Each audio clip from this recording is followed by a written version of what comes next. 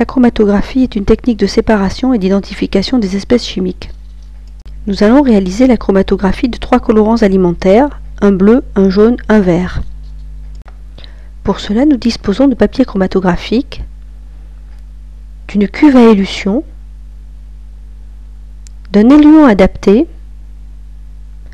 de pipettes Pasteur pour réaliser les dépôts, d'une règle graduée et d'un crayon affûté, et d'un séchoir. Pour commencer, un fond d'éluant est versé dans la cuve à élution. Celle-ci est fermée pour que les vapeurs d'éluant saturent le milieu. Pendant ce temps, on prépare la feuille de papier chromatographique. Un trait horizontal est tracé à 1 cm du bord inférieur de la feuille.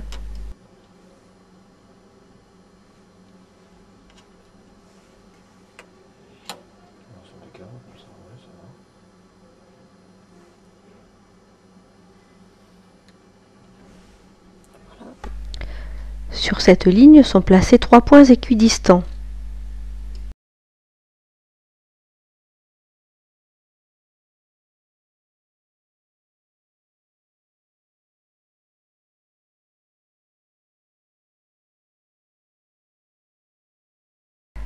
C'est sur ces points que seront déposés les colorants.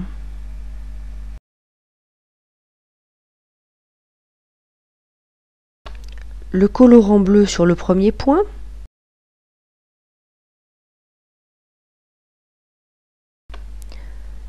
le jaune sur le deuxième,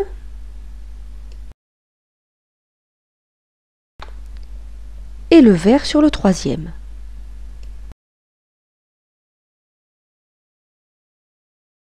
Ces dépôts sont aussitôt séchés.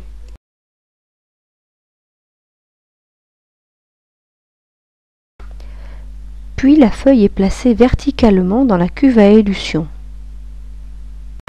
La ligne des dépôts doit être au-dessus du niveau de l'éluant. La cuve est alors refermée.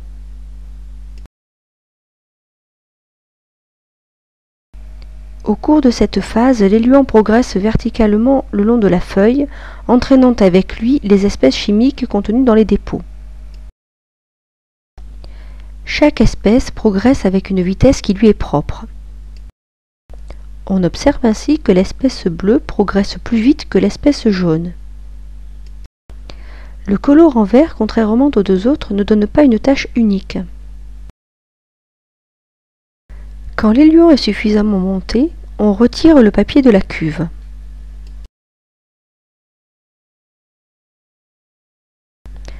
On marque d'un trait de crayon le niveau qu'a atteint l'éluant. Puis on sèche le chromatogramme.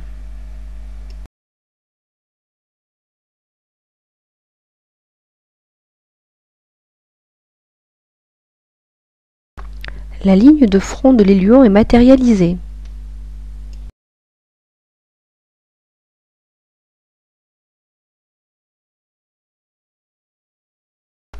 Une lecture verticale du chromatogramme donne une indication sur la composition des dépôts. Le colorant jaune et le colorant bleu qui ne présentent qu'une seule tache sont des espèces pures. Le colorant vert est un mélange. Il est composé des colorants des deux autres dépôts puisqu'ils ont migré au même niveau.